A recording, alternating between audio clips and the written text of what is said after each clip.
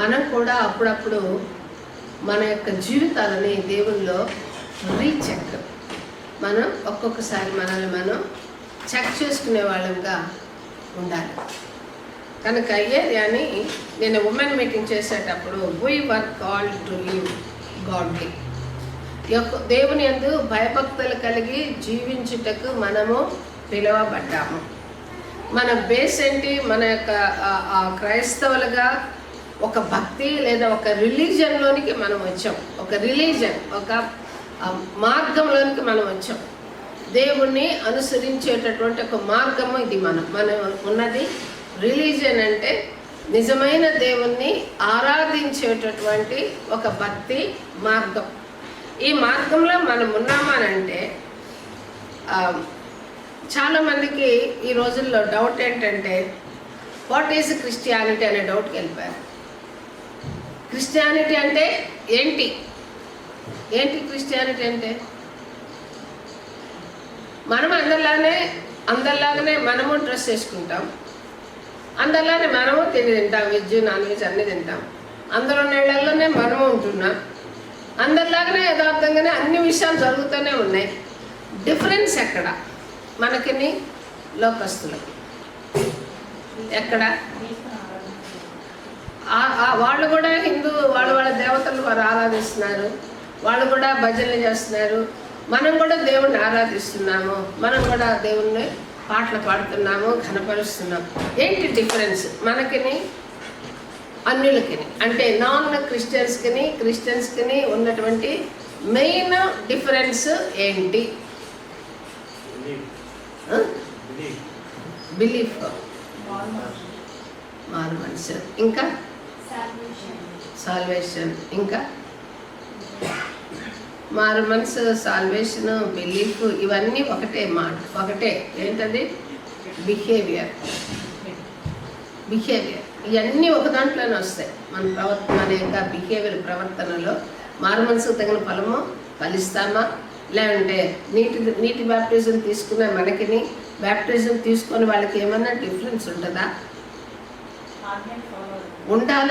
ఉండాలని ప్రభు యేసుక్రీస్తు కోరుకున్నాడా? లేకుంటే మీరు బ్యాప్టిజం తీసుకున్నా పర్వాలేదు, లోకంలోనే ఉన్నారు కాబట్టి లోకంలోకి వేరే ఉండమని నేను చెప్పట్లేదు, కానీ వాళ్ళలాగానే మీరు ప్రవర్తించాలని ప్రభు ఏమన్నా చెప్పారా? నాకు ఈ వాక్యం చెప్పేటప్పుడు నిన్న ఉమెన్ మీటింగ్లో ప్రికింగ్ అయింది. అంటే నా హృదయానికే నాకు కంక్లూజన్ దేంతో చేశానంటే సెల్ఫ్ కంట్రోల్ అనే టాపిక్ని నేను కంట్రోల్ చేస్తూ, సెల్ఫ్ కంట్రోల్ అనేటటువంటిది 5 ఏరియాలో ఉండాలి. మన ఫుడ్లో కావచ్చు, మన యొక్క మాటలో కావచ్చు, మన యొక్క బిహేవియర్లో కావచ్చు, మన యాంగర్లో కావచ్చు. ఇంకోటి ఏం చెప్పాను? 5th వన్ 5 ఏరియాస్లో మనకి సెల్ఫ్ కంట్రోల్ కావాలి. ఎందుకంటే పరిశుద్ధాత్మ అంటే ఎప్పుడైతే నువ్వు క్రీస్తుని అంగీకరిస్తావో పరిశుద్ధాత్మ సహాయంలోనే యేసుక్రీస్తు రక్షకుడనియో నేను పాపిననియో ఒప్పుకోలు చేసుకుంటాం. పరిశుద్ధాత్మ దేవుని సహాయం లేకుండా నేను చేసేదంత రైట్ అనుకుంటాం, నేను ఏం చేసినది రైట్ అనుకుంటా. అది మానవ స్వభావం. దేవుని స్వభావం ఏంటంటే మనం ఏది విన్నా కూడా దాన్ని వివేచించి దాన్ని అనుసరించి నడిచేటటువంటిది ఆత్మలో వివేచన కలిగినటువంటి ప్రవర్తన లేదా క్రైస్తవుని యొక్క నడిపింపు.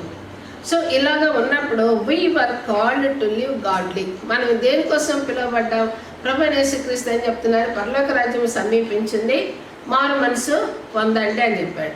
అపోస్తలుడైన పౌలు ఏమంటున్నాడు? మారు మనసుకు తగిన ఫలము, ఆత్మ ఫలము ఫలించండి అని అపోస్తలుడైన పౌలు కానీ ఆ యొక్క అపోస్తలులందరూ మాట్లాడుతున్నారు. తీతుకు రాసిన పత్రిక 2వ అధ్యాయం 12, 13 వచనాలను చదువుకున్నాం. 12, 13 వచనాలు. తీతుకు రాసిన పత్రిక 2, 11 నుండి చదువుకున్నాం. 11 to 13. ఈ మాట నమ్మదగినది. ఏదనగా మనం ఆయనతో కూడా చనిపోయిన వారమైతే ఆయనతో కూడా బ్రతుకుతున్నాం, సహించిన వారమైతే ఆయనతో కూడా. తీతుకు రాసిన పత్రిక నాయన, తీతుకు రాసిన పత్రిక 2వ అధ్యాయము 11. మనుషులకు రక్షణకర్తైన దేవుని కృప ప్రత్యక్షమై మనము భక్తిహీనతను, ఇహలోక సంబంధమైన దురాశలను విసర్జించి శుభప్రదమైన నిరీక్షణ నిమిత్తము, అనగా మహాదేవుడును మన రక్షకుడైన యేసుక్రీస్తు మహిమ యొక్క ప్రత్యక్షత కొరకు ఎదురుచూచుచు ఈ లోకంలో స్వస్థ బుద్ధితోనూ నీతితోనూ భక్తితోనూ బ్రతుకుచుండవలనని ఆయన సమస్తమైన మనకు బోధించున్నది. అంటే ఇక్కడ యేసుక్రీస్తు మహిమ యొక్క ప్రత్యక్షత కొరకు అంటే ఏంటి అర్థం? మనమందరము క్రైస్తవులమందరం కూడా ఒకరోజు దేవునితో కూడా కొనిపోబడతాము, దేవునితో కూడా ఆ యొక్క మహిమ నివాసంలో ఉంటాము. అక్కడ కన్నీరు, వేదన, రోదన లేనటువంటి ఒక దేశము, పరలోక పట్టణం ఉంది. ఆ పట్టణంలోనికి మనం అందరం ఎదురు చూస్తున్నాం. ఇది క్రైస్తవుల యొక్క నిరీక్షణ. ఇది మన యొక్క అందరి యొక్క గోల్. మరి ఈ గోల్కి మనం వెళ్ళాలంటే ఈ లోకంలో స్వస్థ బుద్ధితోనూ, ఇంగ్లీష్లో సెల్ఫ్ కంట్రోల్తోనూ, నీతితోనూ, రైచస్నెస్తోనూ, భక్తితోనూ. భక్తి అంటే ఏంటి అసలు? ఎలా వర్ణిస్తాం భక్తిని? మీ మాటల్లో చెప్పండి. ఈరోజు బైబిల్ స్టడీలో ఏం కాదు. భక్తి అంటే ఏంటి మీ మాటలో? భయం.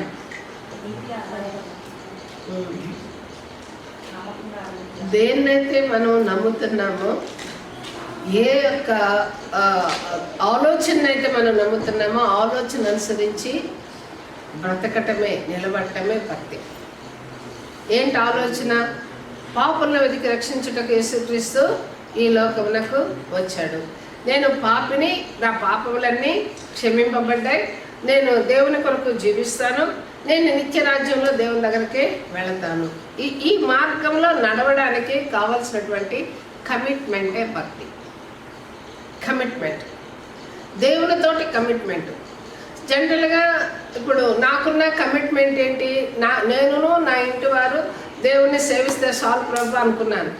ఆ తర్వాత నా కమిట్మెంట్ ఇంకొంచెం ఎక్స్పాండ్ అయింది. నేను నా చర్చి మొత్తం కూడా మేము దేవుని రాజ్యానికి సిద్ధపడే వారంగా ఉండాలనేటటువంటి ఒక కమిట్మెంట్. దానికి కానీ నేనేం చేస్తుంటాను? నా యొక్క నన్ను నేను దేవుని దగ్గర సమర్పించుకొని ప్రిపేర్ అవుతాను, బాగా చదువుకుంటాను, ప్రార్థనలు చేస్తాను. మీ దగ్గరికి నేను ఎటువంటి వాక్యం తీసుకురావాలని భయముతో, భక్తితో దేవుని సన్నిధికి మీ దగ్గర తీసుకొస్తున్నానంటే నేను ప్రాక్టీస్ చేయకుండా మీ దగ్గర నేను తీసుకురావడం అనేది వేషధారణ. నేను ఏదైతే మీకు చెప్తున్నానో అది నేను ప్రాక్టీస్ చేయకుండా, నేను అది నా జీవితంలో లేకుండా మీకు చెప్తే అది వేషధారణ, ప్రిటెండర్ అవుతారు. శాస్త్రుల నీతి, పరిసయ్యుల నీతి అవుతాయి. శాస్త్రుల నీతి, పరిసయ్యుల నీతి అంటే ఏంటి? మహాసముద్రాలను దాటి ఒక విశ్వాసని ఒక మందిరం, ఒక రిలీజన్లోనికి చేర్చి వాళ్ళైతేనేమో చిటికిన వేలతో కూడా ఆ యొక్క రూల్స్, రెగ్యులేషన్స్, ఆజ్ఞలు, కట్టడం పాటించకుండా వచ్చిన వాళ్ళకి మాత్రం మోయలేనటువంటి భారమైనటువంటి కట్టడలు, రూల్స్, రెగ్యులేషన్స్ ఇస్తారు. అదే దాన్నే శాస్త్రుల భక్తి లేదా పరిసయ్యుల భక్తి అంటారు. దాన్ని దేవుడు వాళ్ళ నీతి అంటున్నాడు. కానీ ఇక్కడ మన బిహేవియర్ అంటే we work all to live godly. దేవుని యందు భయభక్తులు కలిగి జీవించి ఆయన యొక్క నిరీక్షణ కొరకు ఎదురు చూచు వారుగా ఉండడం అనేది మన యొక్క క్రైస్తవుని యొక్క బిహేవియరు లేదా ప్రవర్తన లేదా పరివర్తన లేదా ట్రాన్స్ఫర్మేషన్. ఇది జరగడానికి మనకి లైఫ్ స్పాన్. ఎప్పుడైతే మనం కంప్లీట్గా దేవుని స్వరం వింటామో అప్పుడు నిద్రించిన వాళ్ళతో సహా మహిమ శరీరం దాల్చడానికి ఎదుర్కొంటామో ఆ ట్రాన్స్ఫర్మేషన్ రావడానికి మనకి లైఫ్ స్పాన్, మన జీవితాంతం కూడా ఆ ట్రాన్స్ఫర్మేషన్ జరుగుతుంటుంది. కొన్ని బిగినింగ్లో అవుట్లుక్స్ జరుగుతుంది. అవుట్లుక్ అంటే ఒక విత్తనాన్ని భూమి మీద వేసినప్పుడు ఏం చేస్తుంది? భూమిలో ఉన్న నీటిని పీల్చుకొని ఎండ తగలగానే దాని అవుటర్ లైన్ పగిలిపోతుంది. లోపల నుండి ఒక నూతనమైనటువంటి జీవము, ఒక మొక్క బయటకు వస్తుంది. అలాగే ఎప్పుడైతే మనం బ్యాప్టిజం తీసుకుంటామో మన అవుటర్ లైన్ అంటే మన అవుట్ సైడ్గా మన బ్రతుకు, మన యొక్క యాటిట్యూడ్స్, మన బిహేవియర్ చాలా టెస్ట్ మంది వింటాం. పూర్వం నేను మాంత్రికుడిని, యేసుక్రీస్తు నమ్ముకున్నాక ఇలా అయ్యాను, పూర్వం నేను దొంగని, పూర్వం నేను అది, పూర్వం ఇది అంటే అవన్నీ కూడా అవుట్ లేయర్స్. అవుట్ లేయర్స్ అవన్నీ. అవుట్ లేయర్స్ ఏమవుతాయి? బ్యాప్టిజం తీసుకునేటప్పుడు నీళ్ళల్లో మునిగి వచ్చేటప్పుడు పరిశుద్ధాత్మ దేవుడు హృదయంలో ఒప్పింపజేస్తాడు. నీలో ఇవి ఉన్నాయి కనుక ఇవన్నీ పగిలిపోవాలా, ఇవన్నీ వెళ్ళిపోవాలా, ఇక నుంచి నువ్వు క్రీస్తు యొక్క బోధని ధరించాలి.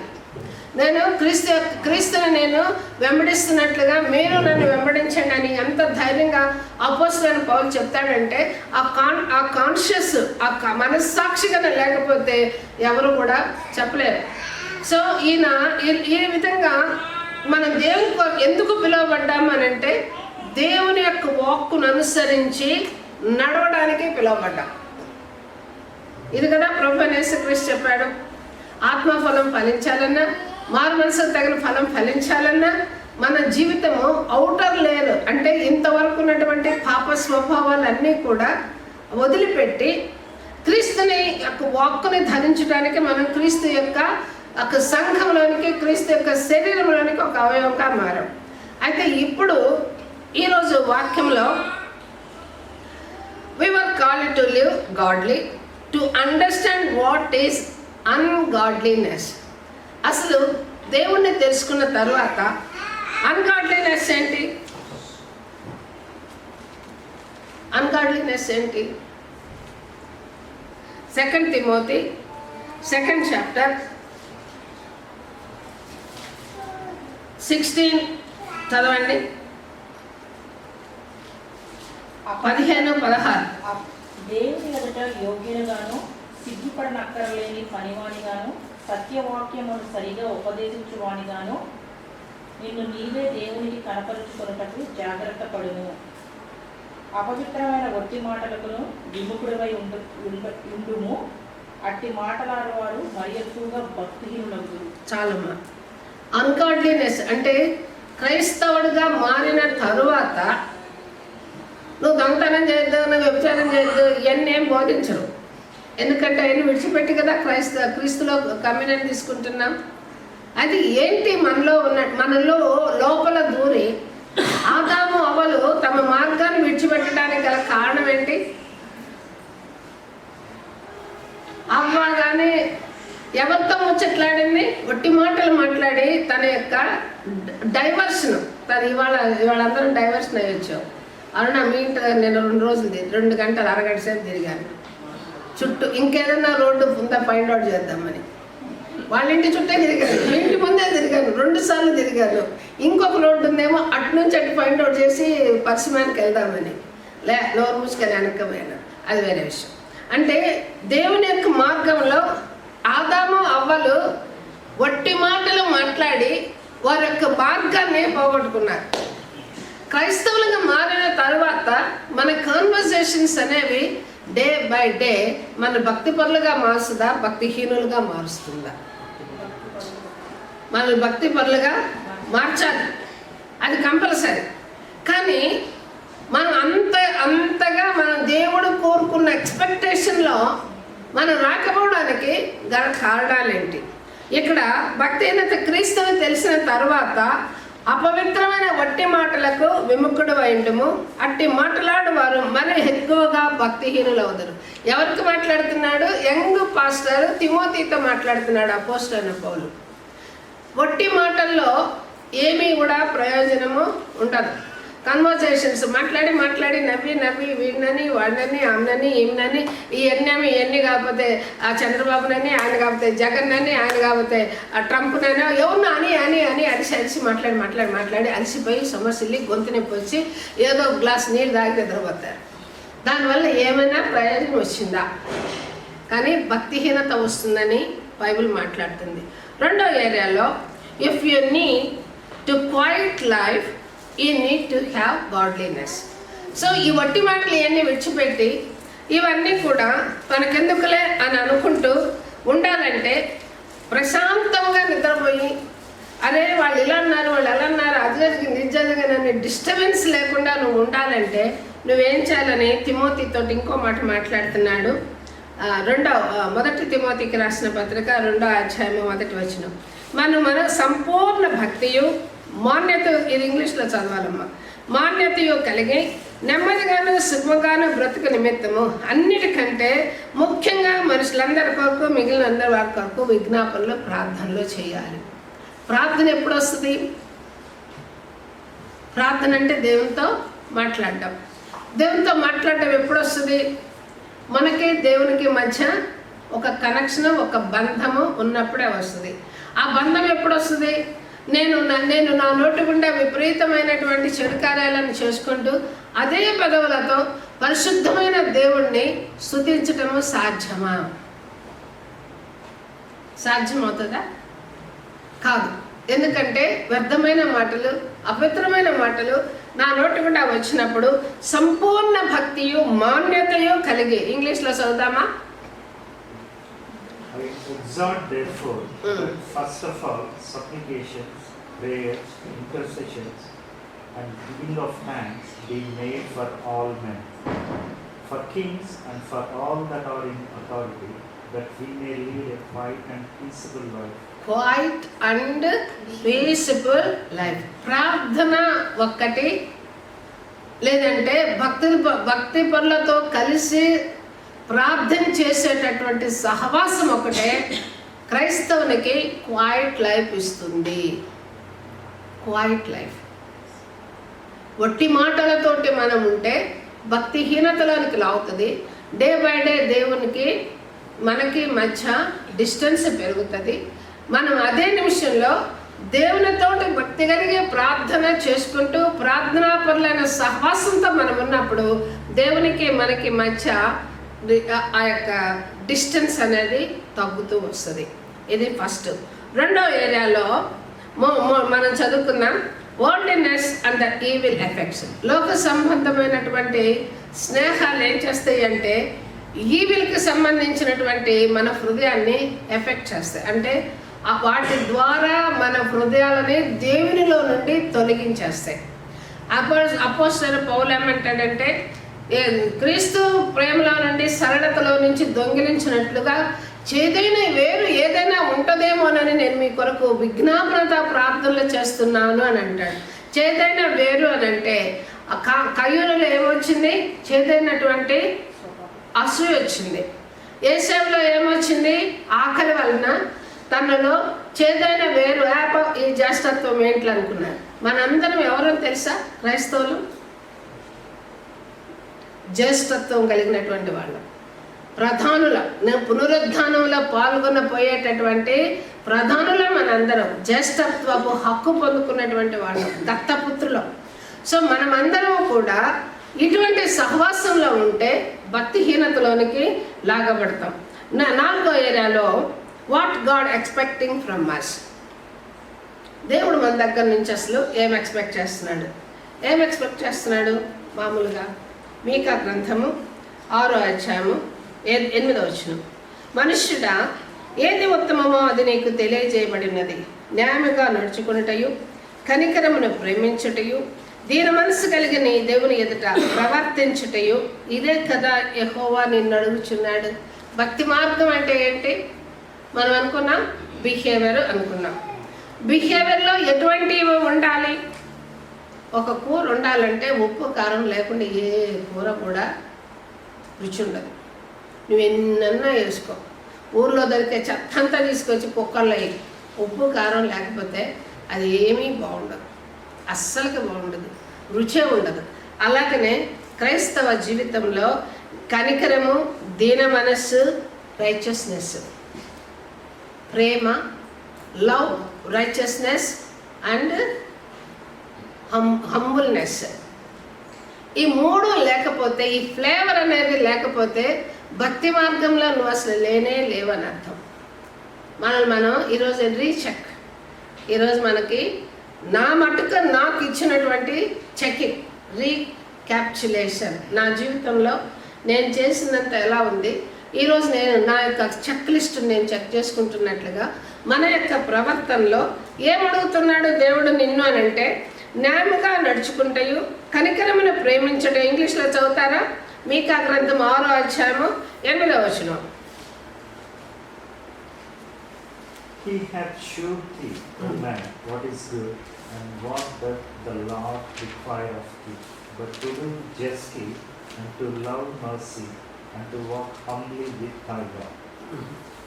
అదే కదా మనిషిని దేవుడు మన ప్రవర్తనలో దేవుడు చూసేవి ఆ 3 కావాలి మనకి. ఫ్లేవర్ పరిశుద్ధాత్మ వరాల గురించి మాట్లాడుతున్నప్పుడు సెల్ఫ్ కంట్రోల్లో ఈ 3 ఏరియాలు మనకి ఖచ్చితంగా మనం ఉండాలి. God expectation, what God expectation is, అదైతే ప్రభువైన యేసుక్రీస్తు ఏమంటున్నారు? మత్తయి సువార్త 4వ అధ్యాయంలో పరలోక రాజ్యం సమీపించినది, మారు మనసు పొందండి. ప్రభువైన యేసుక్రీస్తు ఎక్స్పెక్ట్ చేస్తుంది మనలో నుండి మారు మనసు. అపోస్తలుడైన పౌలు మనలో నుండి మారు మనసుకు తగిన ఫలము ఫలించండి, మారు మనసు కలిగిన వాడిగా నీ ప్రవర్తనని ఇతరులకు చూపించండి. ఇతరులకి చూపించాలి. దేవుడు చూస్తున్నాడు కదా.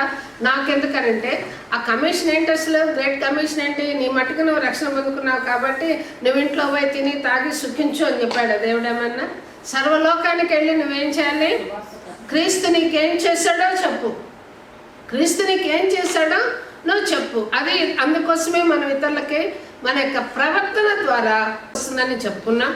అయితే భక్తి కలిగి నేను ఉండడం వల్ల నాకు లాభం ఏంటి అని అంటే, ఈ లోకంలో నా ఆశ భంగం కానేరదు, పరలోకానికి కూడా నా ఆశ నా నిరీక్షణ వ్యర్థము కాదు. ఇది భక్తి పరులు లేదా దేవుని వాక్కును అనుసరించేటటువంటి వారి యొక్క ఆ యొక్క ఎక్స్పెక్టేషన్. అలాగా భక్తిహీనుల యొక్క ఎక్స్పెక్టేషన్ అలా ఉంటుంది. ప్రోవర్బ్స్ 10వ అధ్యాయము 28వ వచనం. భక్తిహీనులుగా ఉంటే వారి యొక్క ఎక్స్పెక్టేషన్, నీతిమంతుల ఆశ సంతోషాన్ని పుట్టించును, భక్తిహీనుల ఆశ భంగమైపోను. మనం ఎందుకు దేవుని యొక్క ఎక్స్పెక్టేషన్ తగినట్లు జీవించాలి లేదా భక్తిగా జీవించాలి, ఎందుకు జీవించాలి అని అంటే మార్గం చెప్పుకున్నాం. ఫస్ట్ స్టెప్ ఏంటి? ప్రార్థన ద్వారా మనము ప్రార్థన సహవాసంలో ఉండడం ద్వారా మన యొక్క దేవునితోటి మన యొక్క ప్రవర్తన డే బై డే భక్తిగా మార్చుకోగలుగుతాము. అందువలన మన ఆశ భంగం కానేదు. కానీ నాకు ఒట్టి మాటలే నాకు ఇష్టం, ఆ కాన్వర్జేషన్లో నేను ఆనందిస్తాను, ఈ లోకం లేకపోతే నేను బ్రతకలేను బాబో అనుకుంటే మన ఆశ ఏమైపోతుంది? భంగమైపోతుంది. ఇంకో మాట చదువుకుంటే 11వ అధ్యాయం 7వ వచనంలో, భక్తిహీనుడు చనిపోగా వారి ఆశ నిర్మూలమగును, బలాఢ్యుడైన వారి ఆశ భంగమైపోను. నాకెప్పుడు గడాఫీ కానీ సద్దాం హుస్సేన్ కానీ బిల్ లాడెన్ కానీ బాగా కళ్ళ ముందు కనపడతారు. వీళ్ళు ఎన్నో ఆశలతో కంట్రీని డెవలప్ చేసేదైతే చేసేటప్పుడు అనగొట్టాల్సిన ఏరియాలో అనగొట్టేశారు. కానీ చివరికి వాళ్ళ ఆశ ఏమైంది? వాళ్ళు నీతిని అనుసరించి నడవలేదు కాబట్టి వాళ్ళ ఆశ భంగమైపోయింది. అదే 23వ వచనంలో, నీతిమంతుల కోరిక ఉత్తమైనది, భక్తిహీనుల ఆశ అహంకారయుక్తమైనది. పొలిటీషియన్స్ అహంకారంతో రూల్ చేసేటటువంటి పరిస్థితుల్లో మనం ఉన్నాం. అందుకనే మనం నిమ్మలంగా బతకాలంటే మన రాజకీయ నాయకులకు కూడా మనము వారి కొరకు కూడా మనము ప్రార్థించవలసిన వారు. కనుక మనం ఎందుకు పిలువబడ్డామంటే భక్తి మార్గంలో నడవడానికి పిలువబడ్డాం. భక్తి మార్గంలో నడిచినందువల్ల ప్రయోజనం ఏంటి? అసలు క్రైస్తవులకి ఆ యొక్క దేవుని యొక్క మార్గంలో నుండి తొలగించేటటువంటి ప్రవర్తన ఏంటంటే ఒట్టి మాటలు కలిపినటువంటి సమావేశాలు. ఇందులో నుంచి మనం బయటకు వచ్చినప్పుడే దేవునితో సంబంధం కలిగి ఉంటాము. అప్పుడే మనం ఏంటి అనేది మనము తెలుసుకుంటాము. దాన్ని బట్టి నా చెక్ లిస్టులో నేను ఏ ఏరియాలో నా రెస్ట్ను కోల్పోతున్నాను, నా యొక్క పీస్ను కోల్పోతున్నాను, ఏ ఏరియాలో ఆ ఏరియాలో నేను ఎప్పుడు ఇంటూ పెట్టుకుంటాను. జనరల్గా మన పీస్ అప్పుడప్పుడు పోతూ ఉన్నప్పుడు అప్పుడు కూర్చొని నేను ఆలోచించుకుంటాను, ఏ మాటలో నా పీస్ పోయింది, ఏ కాన్వర్జేషన్లో నా పీస్ పోయింది, నేను తిరిగి దీనిలోకి పోకుండా ఉండాలంటే నేను అవాయిడ్ చేయాలి. ఆ సిచ్యువేషన్ అన్నా అవాయిడ్ చేయాలి, అలాంటి సిచ్యువేషన్ వస్తున్న మనుషులన్నా అవాయిడ్ చేయాలి. నా పీస్ నాకు చాలా ఇంపార్టెంట్. ఎందుకంటే నేను దేవునితో మాట్లాడుకోవాలి. నా పీస్ నేను కోల్పోతే నేను దేవునితో మాట్లాడలేను.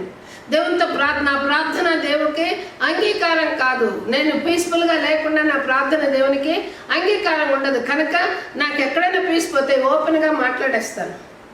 అంటూ మరీ భయంకరంగా మాట్లాడేస్తుంది. ఓపెన్గా అంటే ఓపెన్గా ఎందుకు మాట్లాడతామా అని అంటే నా పీస్ కావాలి నాకు. అంటే వాళ్ళ తప్ప నాకు తప్ప కాదు, నా తప్పైతే నేను సారి చెప్పేస్తాను, వాళ్ళ తప్పైతే నేను సారి చెప్పను. ఎవరి మార్గం వాళ్ళకి న్యాయం. తుదకు ఎక్కడో దారి తీస్తుంది, అది మరణానికి దారి తీస్తుంది.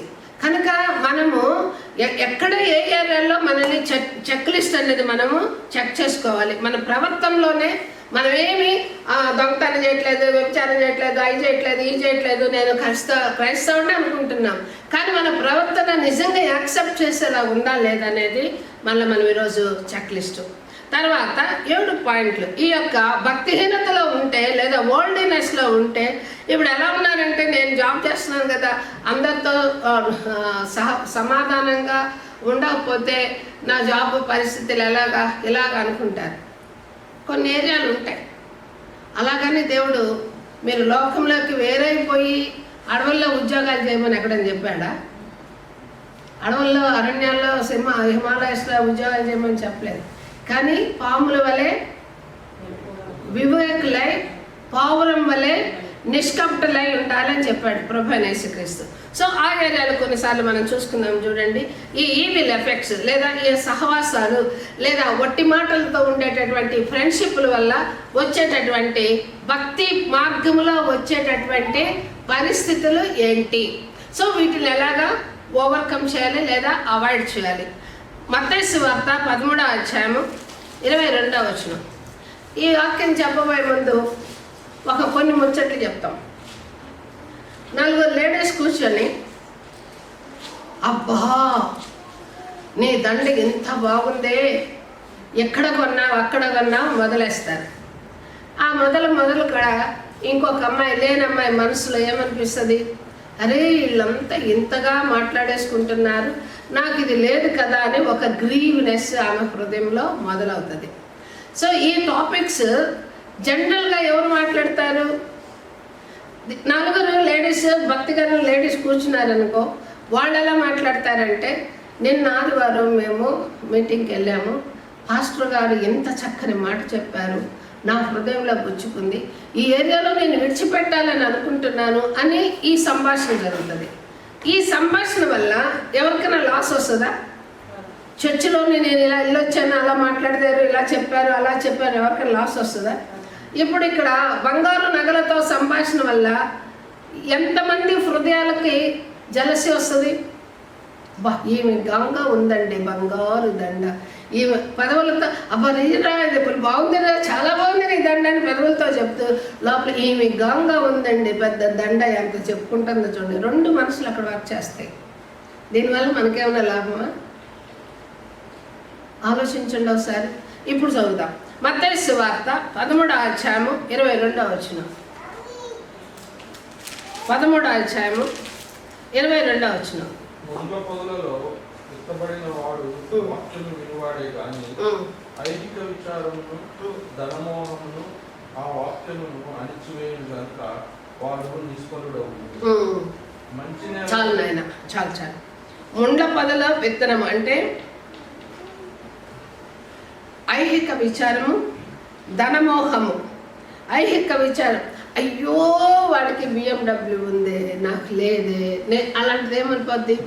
కాంపిటీషన్ వచ్చేస్తుంది. దేవానికి స్తోత్రం, కనీసం చర్చికి వెళ్ళడానికి ఇంత చక్కని నాకు వెహికల్ ఇచ్చావు, ఇంతకన్నా నాకు గొప్పది ఏం కావాలి? ఒకవేళ ఇది కూడా లేకపోయి ఉంటే నేను ఎంత కష్టపడి చర్చికి వెళ్ళాల్సి వచ్చేది, లేదా నా ఫ్యామిలీని తీసుకొని బయటకు వెళ్ళాల్సి వస్తుంది. ఈ వే ఆఫ్ థింకింగ్ ఎలా ఉంది? ఆ వే ఆఫ్ థింకింగ్ ఎలా ఉంటుంది? దేనివల్ల మనకు విశ్రాంతి ఉంటుంది? నిబ్బరంగా నిమ్మలంగా ఉండాలంటే నువ్వు దేని ద్వారా వస్తుంది? కాంపిటీషన్ ద్వారా వస్తుందా? ఉన్న దాంట్లో తృప్తిగా దేవునికి కృతజ్ఞతలు చెల్లించట్లో వస్తుందా? ఇప్పుడు ఈ కాంపిటీషన్గా ఆలోచించినప్పుడు ఏమవుతుంది? ఐహిక విచారం వస్తుంది. అది ఉందే వాడుకుందే, నాకు లేదే, ఇది వీళ్ళకుందే, నాకు లేదే అని కాంపిటీషన్ వస్తుంది.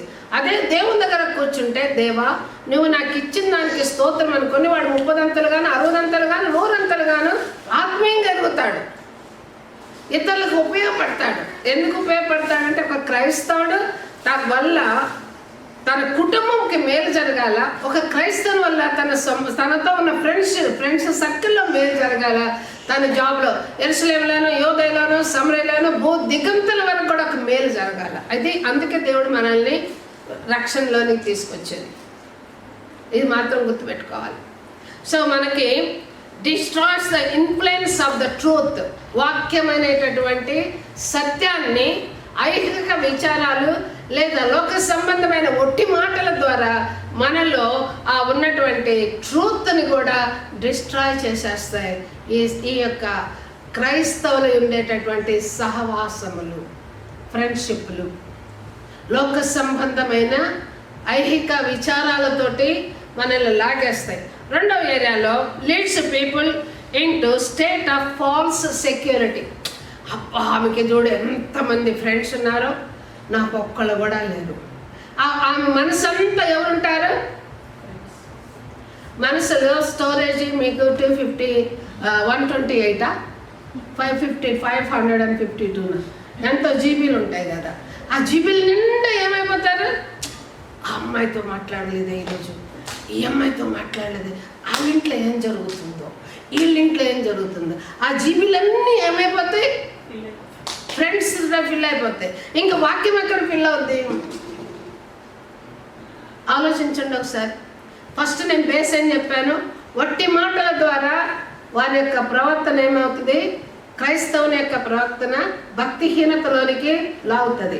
సో ఇక్కడ చూడండి, మత్తయి సువార్త 24వ అధ్యాయము 38వ వచనం. నాకు ఎక్కువ స్నేహితులు అంటే నాకు ఎక్కువ ఆనందమే, కానీ నా ఆత్మీయ జీవితానికి అదంతా కూడా నష్టమే.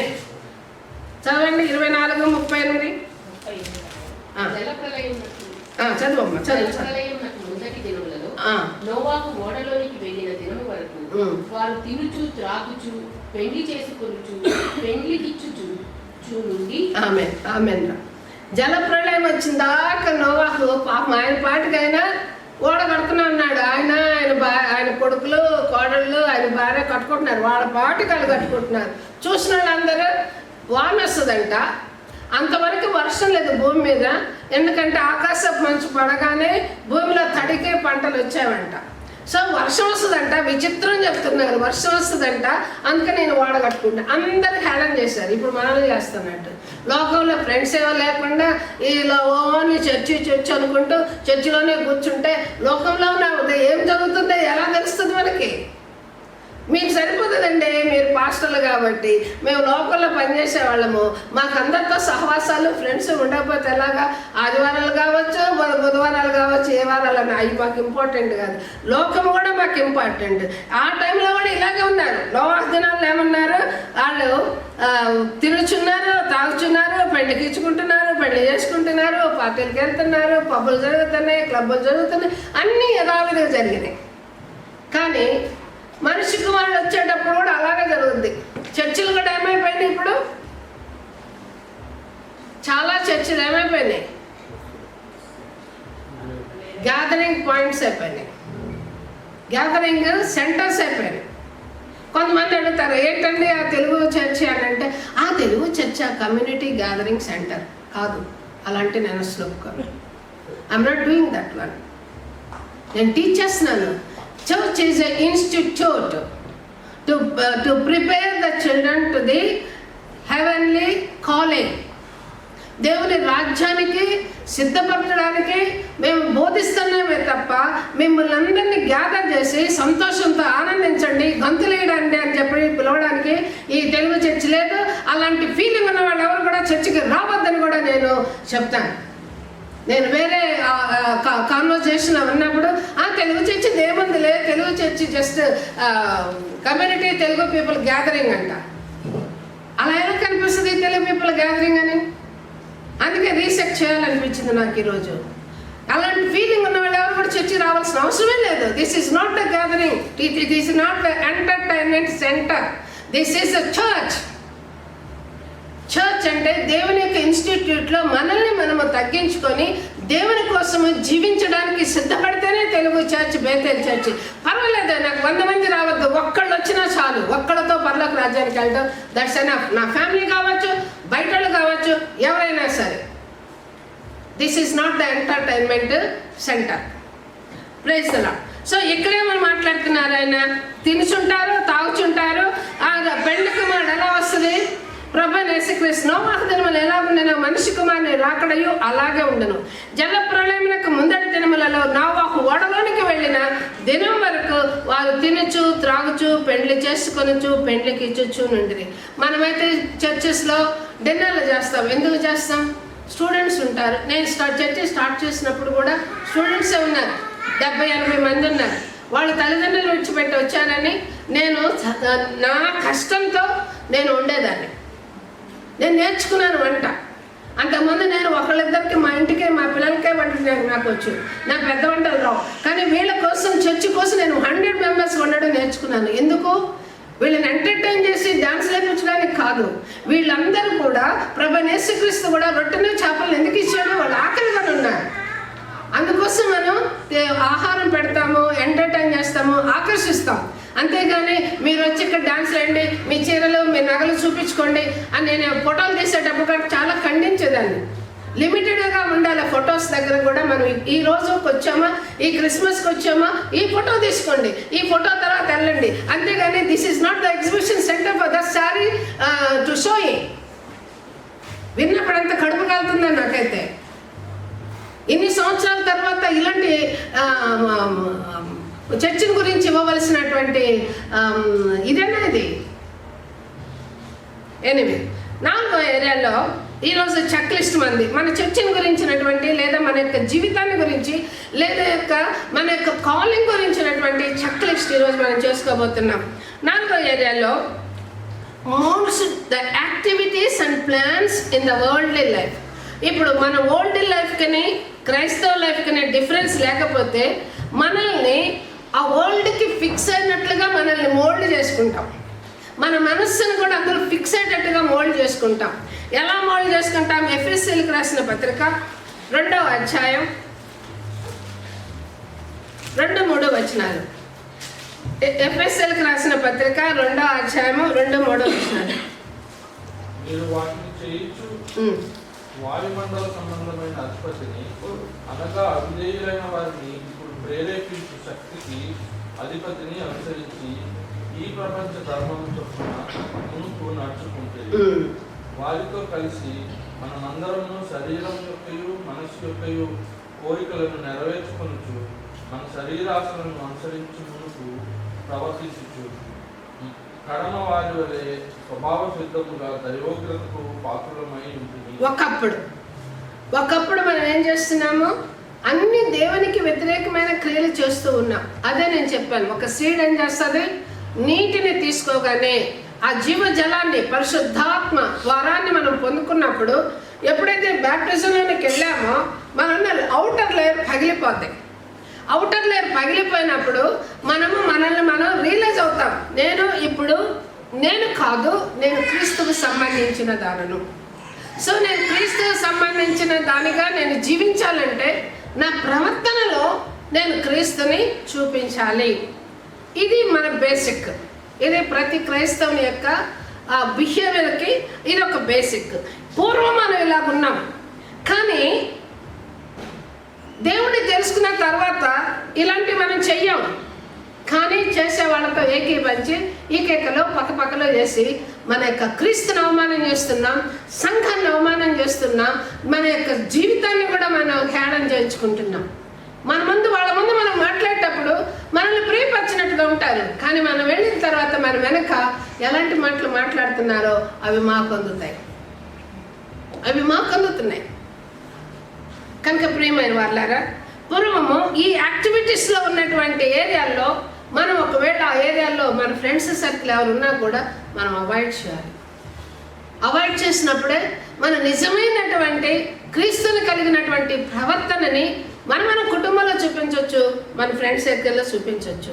Next, leads to religious apostasy. 2 Timothy 4వ అధ్యాయము 10వ వచనం.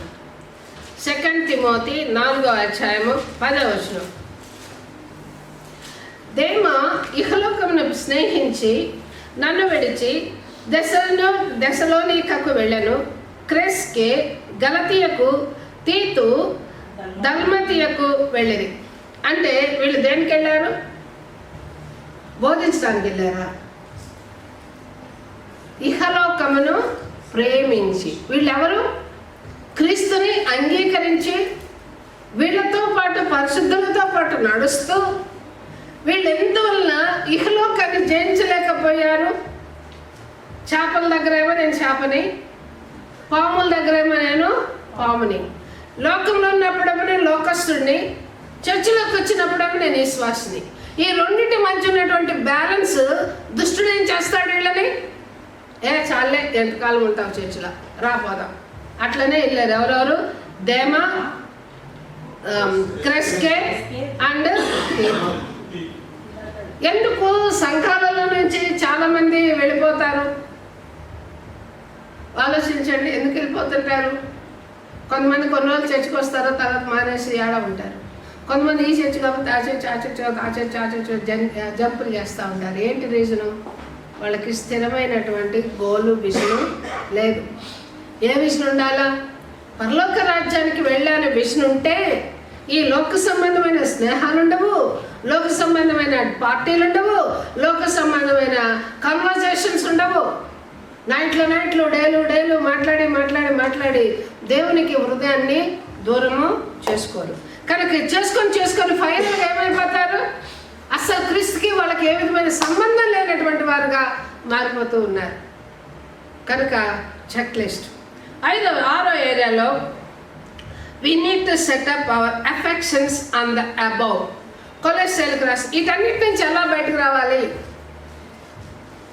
ఈ లోక సంబంధమైన ఐహిక విచారాలు కావచ్చు, ధర్మోహం కావచ్చు, ఒట్టి మాటలు కావచ్చు, లేదంటే వ్యర్థమైనటువంటి సంభాషణ కలిగించేటటువంటి ఫ్రెండ్షిప్లు కావచ్చు, వీటన్నిటి నుంచి ఎలాగ రావాలి? కొలెస్ట్రాల్కి రాసిన పత్రిక 3వ అధ్యాయము 2వ వచనం. మీరు క్రీస్తుతో కూడా లేపబడిన వారైతే, అంటే నిజంగా మనం బ్యాప్టిజంలో నేను ఇక నుంచి క్రీస్తు సంబంధించిన దానను. అసలు అందరూ బ్యాప్టిజం తీసుకున్నారా? మందారా బ్యాప్టిజాలు అందరం తీసుకున్నారా? సార్ డౌట్ వచ్చింది. అందరం బ్యాప్టిజం తీసుకున్నాం కదా మనం. ఓకే. మీరు క్రీస్తుతో కూడా లేపబడిన వారైతే పైనున్న వాటినే వెతుకుడి, అక్కడ క్రీస్తు దేవుని కుడిపార్శ్వంలో కూర్చుండి ఉన్నాడు. పైనున్న వాటి మీదనే కానీ భూ సంబంధమైన వాటి మీద మనస్సు పెట్టుకొనకుడి. ఏలైనగా మీరు మృతి పొందితిరి, మీ జీవము క్రీస్తుతో కూడా దేవుని యందు దాచబడి ఉన్నది.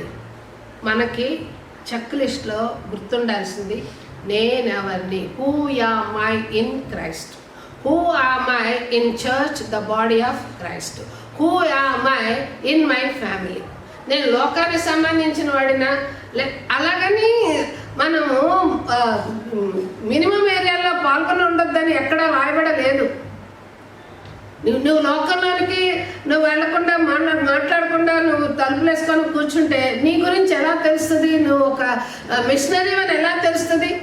నువ్వు వెళ్ళాలి, కానీ ఏది నీకు అతన్ని వెతికే వారంగా ఉండాలి. ఒకవేళ కష్టం అనిపిస్తుందేమో ఈ వాక్యము, కానీ మన యొక్క పిలుపుని మనం స్థిరపరచుకోవాలి. We were called to live godly.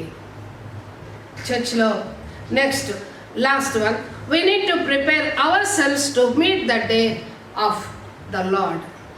దేవుడు ఎప్పుడు వస్తాడో మనకు తెలియదు. ఇందాక మత్తయి సువార్తలో ప్రభువైన యేసుక్రీస్తు చెప్పినట్లు నోవాహు టైంలో జల ప్రళయం వచ్చినట్లు ఏమొస్తుంది ఎవరో తెలియదు. ఇప్పుడు కేరళలో ఎలా వచ్చింది? అది ఎవరైనా అనుకుంటారా? కొండలు అలా అంత పెద్ద పెద్ద రాళ్ళు ఇళ్ళ మీదకి వస్తాయని, దొర్లుతాయని, అంత పెద్ద రాళ్ళు. కానీ ఎప్పుడు ఏం జరగబోతుందో తెలియదు. భక్తిహీన ఆశ భంగమైపోతుంది. నీ భక్తి పరుని యొక్క ఆశ స్థిరపరచబడుతుంది. సో మన ఆశలు, మన కోరికలు, మనం నిబ్బరంగా ఉండాలి, మనం నిమ్మలంగా ఉండాలి. దేవుని కలిగి ఉన్నాం కాబట్టి క్షేమకరంగా ఉండాలి. మనము మన బిడ్డలు కూడా దేవుని రాజ్యాన్ని స్వతంత్రించుకునే వారుగా మనం ఉండాలి. అంతేకాదు మనం అనేకులకి ఒక మోడల్గా ఉండాలి. మన ద్వారా అనేకులు క్రీస్తు ఎందుకు వచ్చేటటువంటి ఏరియాలో మనం ఉండాలి, కానీ క్రీస్తుని దుఃఖపరిచే వాళ్ళంగా మనం ఉండకూడదు. 7వదిగా లూకాసు వార్త 21వ అధ్యాయము 34వ వచనం. లూకాసు వార్త మీ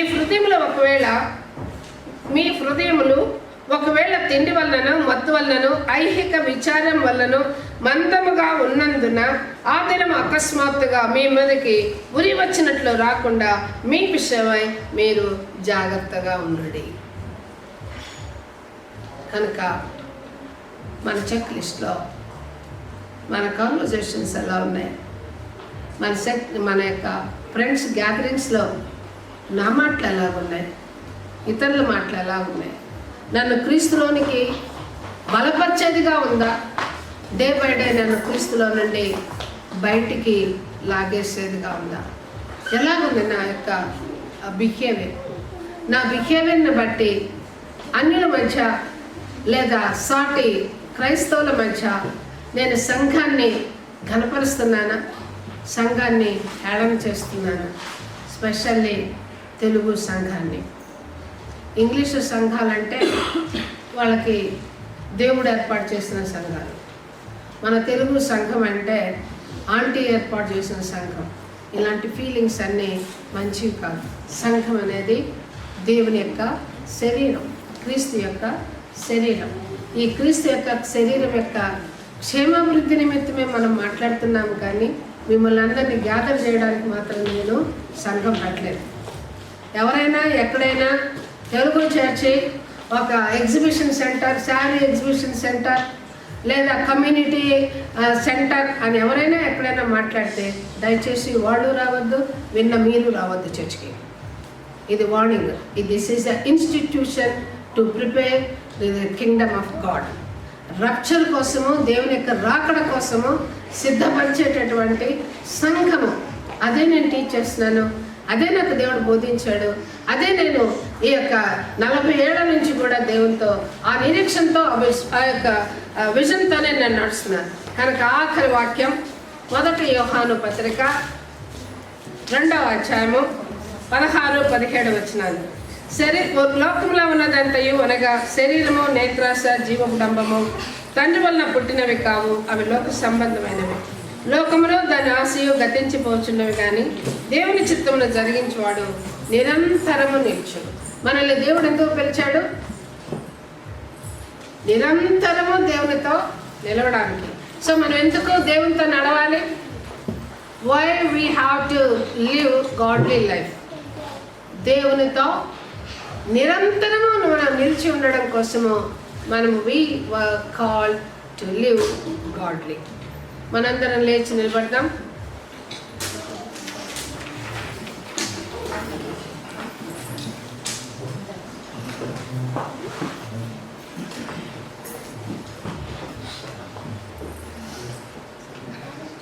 పరిశుద్ధ ప్రభా, నీ పాదములకు కోట్ల స్తుతులు స్తోత్రములు.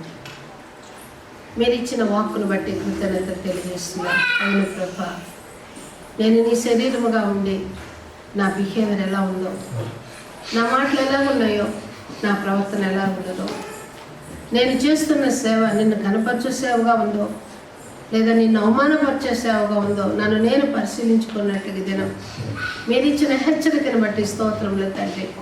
అవును ప్రభా, సెల్ఫ్ కంట్రోల్ నా తండ్రి ఆత్మఫలం అయితే నాయన మా జీవితాల్లో మేము అటువంటి ఆత్మఫలం లేకుండా నా ప్రభా మా ప్రవర్తన యథావిధిగా నీకు ముందును నీకు తర్వాతను అలాగే ఉంటే ప్రభా నాయన జల ప్రళయంలో నా తండ్రి నోవాహు టైంలో ఉన్నట్లుగా మా జీవితాలు ఉంటాయి నాయన.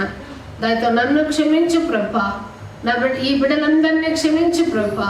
ఈ సంఘం నా తండ్రి ఎత్తబడే గుంపులో ఉండునట్లుగా నిత్యమో నా ప్రభా నీ కోసము జీవించేటటువంటి వ్యక్తులుగా ప్రతి ఒక్కరిని కూడా నాయన మీరు నా తను మీ రక్తంతో కడిగారు ప్రభా, నీ ఆత్మతో ముద్రించారు ప్రభా. ఈ బిడ్డలు జారిపోకుండా నాయన వారి కన్వర్జేషన్లో కూడా ఎక్కడ కూడా నీ నామమునకు అవమానం రాకుండా తండ్రి నీ ఆత్మతో నా ప్రభా వారు ప్రతి ఏరియాలో కూడా స్థిరపరచబడినట్లుగా బలపరచబడినట్లుగా సహాయం చేయండి. మా ద్వారా ఇతరులు బలపరచబడాలే కానీ నా ప్రభా మేము ఇతరులని నష్టంలోనికి లాగకూడదు నా ప్రభా. మా ద్వారా ఇతరులు నష్టపడితే నా తండ్రి ఆత్మీయంగా వాళ్ళు కష్టపడితే పెడితే నా ప్రభా మీరు మమ్మల్ని లెక్కడుగుతారు నాయన. కనుక మేము మా జీవితాల ద్వారా అనేకులు మీ వైపు ఆకర్షించాలి కనుక అటువంటి కృపలు నాకు మా అందరికీ బిడ్డలందరికీ దయచేయమని బ్రతిలాడుతూ నీ సన్నిధిలో నేల మటుకు తగ్గించుకుంటూ త్వరగా రానే నేస్తున్నామని అడిగి వేడుకొంచున్నాం తండ్రి. మనందరం కూర్చున్నా. చిన్నపిల్లలు పాట పాడతారా?